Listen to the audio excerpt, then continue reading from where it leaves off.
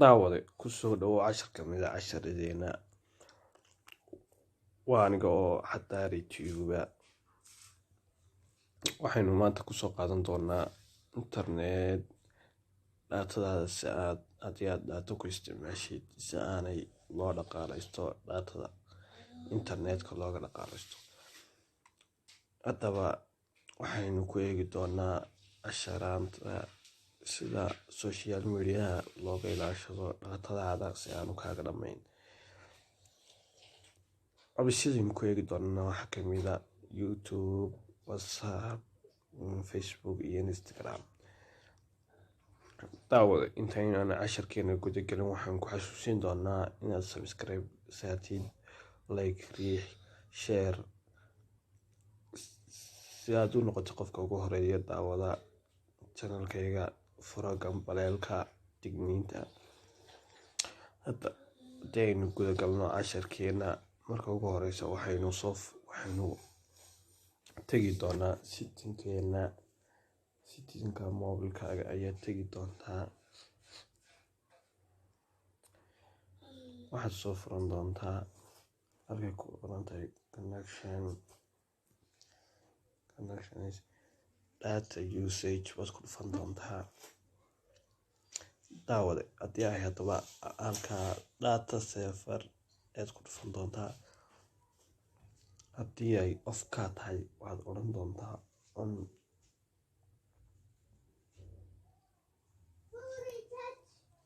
intaa markaad samaysid waxaad gudageli doontaa ku horeyn doonaa whatsappkeena. abiska whatsapp aynu dhexgeli doonaa sida daatada loo yareeyo. waxaynu marka ugu horeynta ku dhufan doonaa whatsappkeena. waxaynu ku dhufan doonaa halkaas saddexda ulood ku yahay settingka kusii dhufan doonaa. halka ay ku qoran tahay data storage usage aynu ku dhufan doonaa. waxaynu kusii dhufan doonaa halka low data ay ku qoran tahay. haddii ay isaa furan tahay off ka tahay waxaad ka dhigi doontaa on baad ka dhigi doontaa. kadib daatadaada waa lagu dhaqaalayn doonaa. halkaa waxaa ku qoran low data usage. kadib waad isticmaali doontaa whatsappkaaga wax dhaqaalaha isagoo aan oo badan kaa cunayn. waxaynu ku xigsiin doonaa casharkeena facebookgeena ayaynu dhexgeli doonaa. muuqaalkeena Facebook ayaynu dhexgeli doonaa.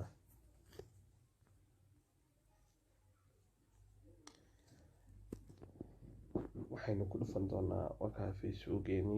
waxaynu ku dhufan doonaa halkay saddexda ulood isdul saaran ayaynu ku dhufan doonaa. waxaynu dhex tegi doonaa. waxaynu ku dhufan doonaa halka ay ku qoran tahay baynu tegi doonaa data usage. halka ay ku qoran tahay data usage ayaynu ku dhufan doonaa. waxaa halka inagu qoran data saver. haddii ay daatadaadu ay off ka tahay data saver off waxaad ka dhigi doontaan on baad ka dhigi doontaan. kadib waa lagu dhaqaalayn doonaa daatadaada internetka ee Facebook. kadib waad ku isticmaali kartaa data yaroo dhaqaalo badan kaaga baxayn. waxaan filayaa inaanay dib dambeysa internetku kaaga cuni doonin daato sii badan. waxaynu ku xasuusin doonaa channelkeena inaad subscribe saartid, share, like, riix, gambaleelka digniintana furo haddii aad ku cusub tahay channelkayga si aad u noqoto qofka ugu horeeya.